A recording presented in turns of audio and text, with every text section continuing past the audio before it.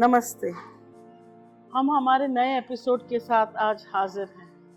आज हम बात करेंगे इवेंजेलिकल फेलोशिप ऑफ इंडिया के जनरल सेक्रेटरी विजेश लाल के साथ। Welcome to the show. Thank you, आप हमारे साथ बात कर रहे हैं।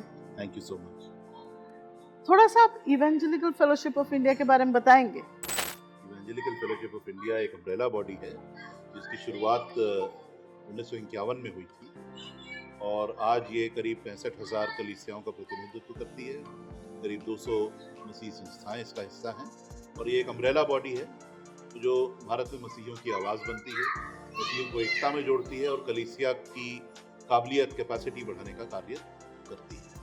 आजकल जो मसीह क्रिश्चियंस का जो एक बड़ा चिंता का विषय बना हुआ है वो है इंक्रीज्ड वायलेंस अगेंस्ट क्रिश्चियंस। जो क्रिश्चियंस के ऊपर जो काफ़ी जो वायलेंस हो रहा है और सतावनी हो रही है, उसके बारे में आप कुछ बोलना चाहेंगे? ये आजकल नहीं हो रहा है। क्रिश्चियंस के ऊपर वायलेंस जो है, सिस्टमैटिक वायलेंस, वो मिड 1990s से शुरू हुआ था एंड स्टार्ट वेस्ट इंडिया से ही हुआ था, गुजरात में, जहाँ पे अभी हम बैठे हुए हैं।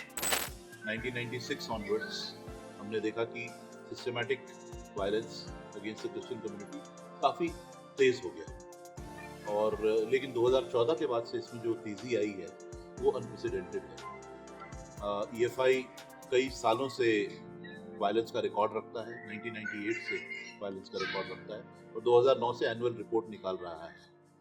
आमतौर पे वायलेंट इंसिडेंट्स जो हैं वो 100 से 200 के बीच में हुआ करते थे हर साल। अब ये 100 से 200 इंसिडेंट्स केवल वो इंसिडेंट्स हैं जो वेरीफाइड इंसिडेंट्स होते हैं।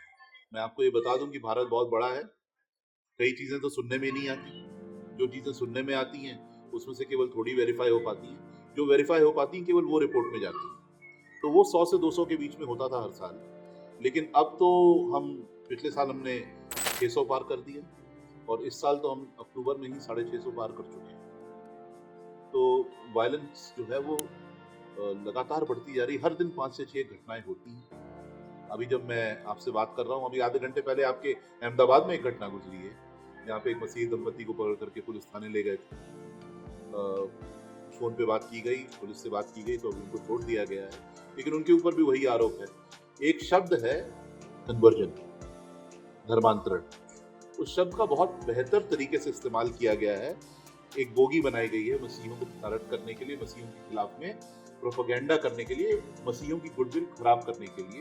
एंड आई थिंक हिंदूवादी संगठन जो हैं, हिंदूवादी नहीं कहना चाहिए, हिंदुत्ववादी संगठन, वो इसमें बहुत ज़्यादा सक्सेसफुल रहे हैं मसीहियों की छवि खराब करने में और उनके विरुद्ध प्रोपेगेंडा करने में, और इसके कारण वायलेंस जो है वो बढ़ गई। जो एक और चिंता का विषय है, पहले तो मैं ये जानना चाहती हूँ कि जो 12 स्टेट्स हैं जहाँ पे एंटी कन्वर्जन लॉज लगे हुए हैं, आपको उसके बारे में क्या कहना है? और इसमें याचिका भी दाखिल है सुप्रीम कोर्ट में? याचिका दाखिल है। अभी हम लोग करीब 4 या 5 स्टेट्स में हम हाई कोर्ट में हैं, इसमें हमने इन कानूनों के खिलाफ में याचिका दी हुई है, जिसको कि फ्रीडम ऑफ रिलीजन एक्ट कहते हैं, लेकिन ये वाकई में तो अगर देखा जाए तो फ्रीडम ऑफ रिलीजन को रिस्ट्रिक्ट करते हैं, लेकिन आमतौर पे इनको धर्मांतरण विरोधी कानून कहा जाता है। कानून नए नहीं है, 1967-68 में कानून इंट्रोड्यूस हुआ था सबसे पहले उड़ीसा में,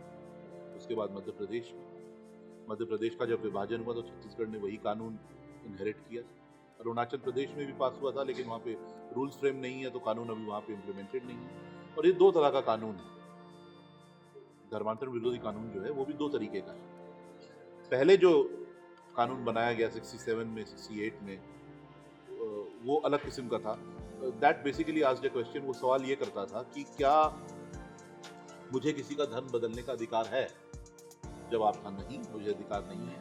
तो वो कानून ये कहता था कि अगर मैंने किसी को बपतिस्मा दिया है या मैंने किसी का धर्म बदला है तो मुझे पुलिस को उसकी सूचना जो है उसको उनको इत्तला करनी पड़ेगी कि भाई मैंने अपना धर्म बदल लिया है। लेकिन जो नए कानून आए, हिमाचल प्रदेश से शुरू हुआ, फिर गुजरात में आया, फिर उत्तर प्रदेश में, उत्तराखंड में, हरियाणा में, मध्य प्रदेश में भी नया जी हाँ आया तो है।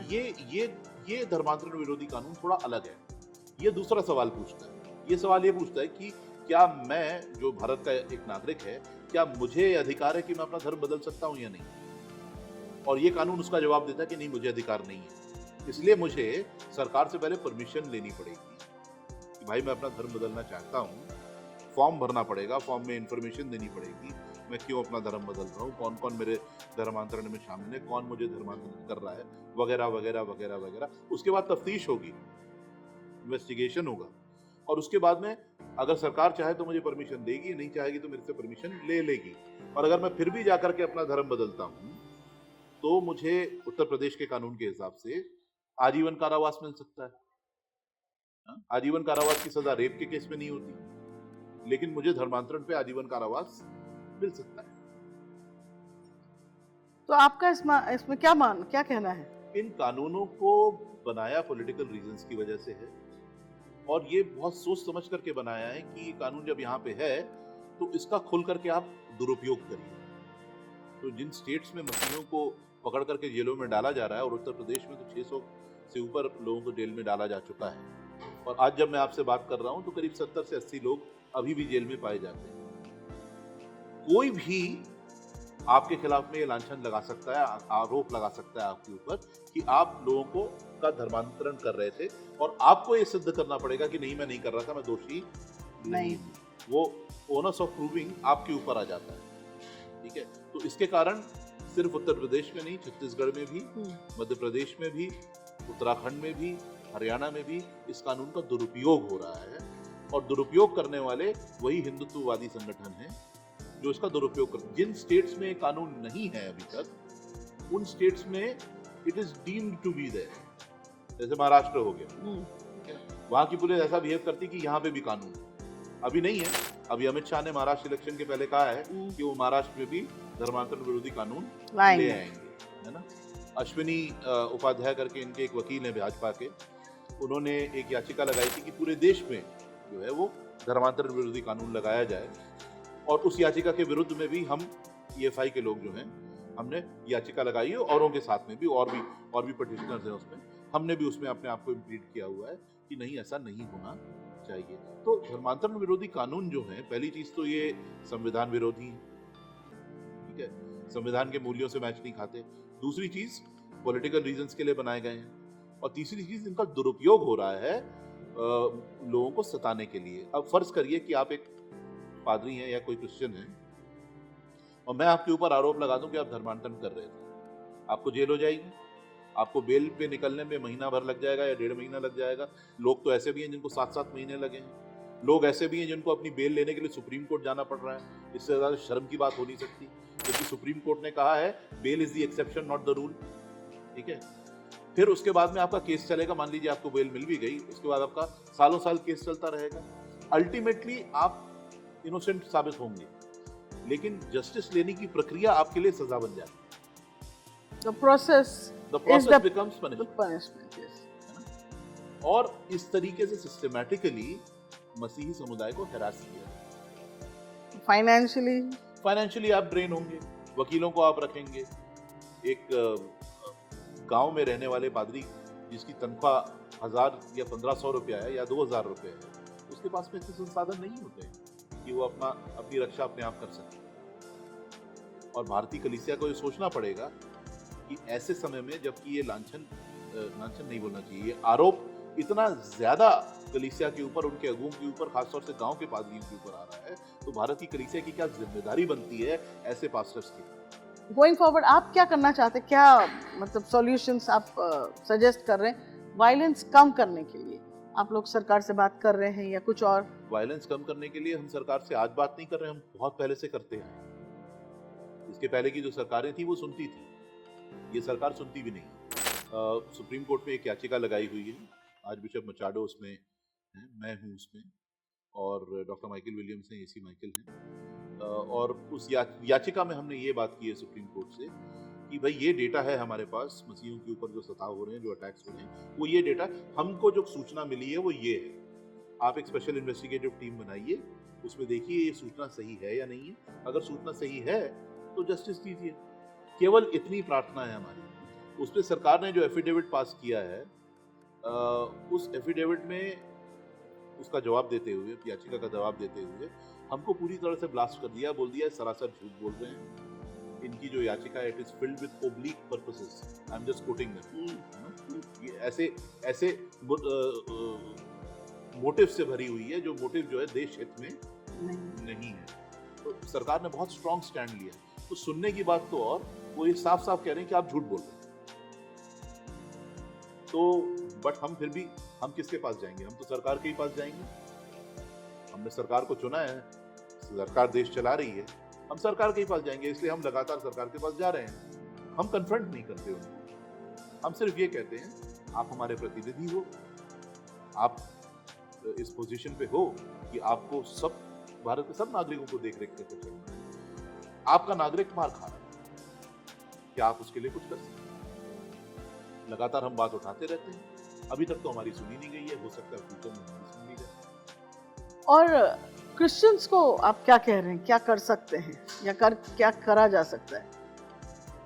आम मसीहियों को मैं ये कहूंगा कि थोड़ा जागरूक होने की आवश्यकता है। एक आम मसीही को कोई खास लेना देना नहीं होता है सताव से। और अब थैंक्स टू व्हाट्सएप सताव की कुछ घटनाएं लोगों के पास में पहुंचने लगी हैं, तो अब उनको कम से कम ये पता चलना शुरू हो गया कि हाँ सताव होता है। नहीं तो पहले वो भी पता नहीं, शहरों में नहीं पता होता, आप ये कह रहे हैं ना?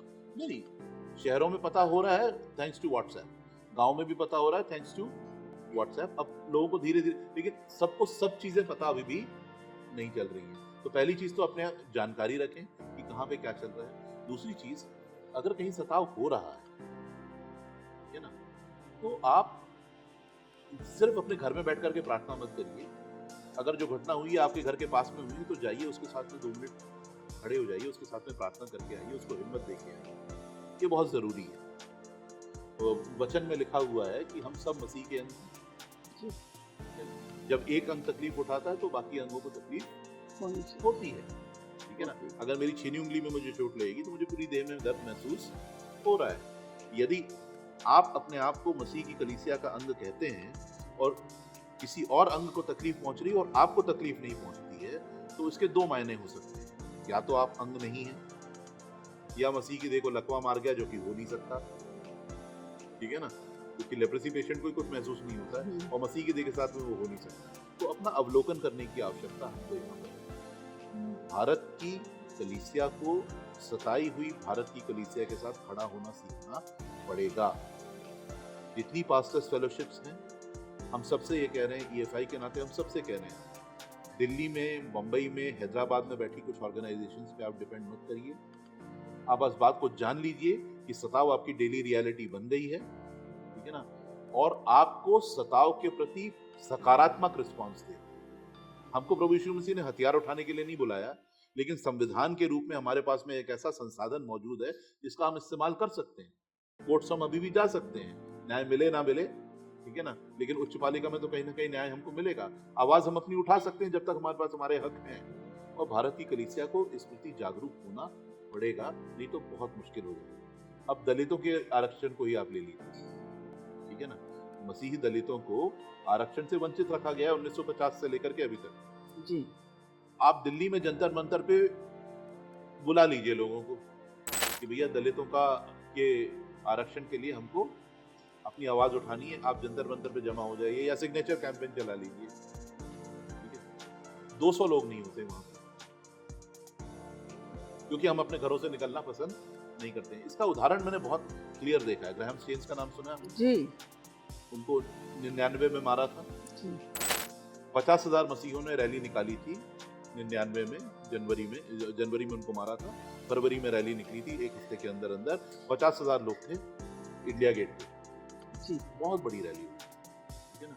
1 साल के बाद, सन 2000 की बात करें, उनकी बरसी पे उनकी डेथ को, उनके बच्चों की डेथ को ऑब्जर्व किया था, उनको याद किया था। Saint Mary Methodist church Lodhi road में वो मीटिंग रखी गई थी, सारी डिनोमिनेशंस ने मिलकर रखी थी। चर्च पूरा भरा नहीं। उड़ीसा में 120 लोग मर गए, ठीक है? बड़ी रैलियां हुई 2008 में, 2009, 2010 की रैली खाली।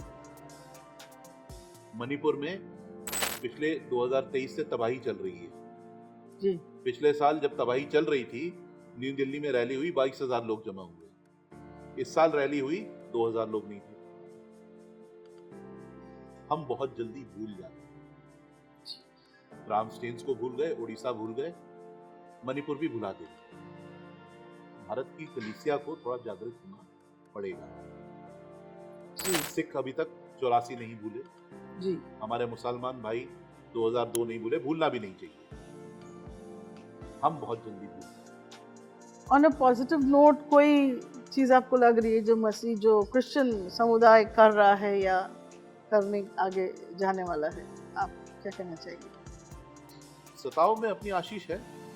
सताव की सबसे बड़ी आशीष तो यह है कि लोग जागृत हो गए। दूसरी आशीष ये है कि हमारे अंदर शायद एकता बढ़ी है।